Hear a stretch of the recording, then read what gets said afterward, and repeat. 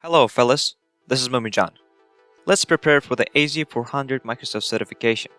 What template to use if you need to enable continuous monitoring of the release pipelines in the Azure App Services? Well, you can utilize Azure App Service deployment with the continuous monitoring to accomplish this. Azure pipelines combined with Azure Application Insights to provide continuous monitoring of your DevOps release pipeline during the SDL. What do you need to do if you want to utilize the Azure artifacts for hosting a private PowerShell repository? Moreover, this should support various teams to download or upload PowerShell modules. Azure Artifacts gives a simple way to share PowerShell scripts over your whole team or organization, and you can give the capability to download or update them instantly using the command line.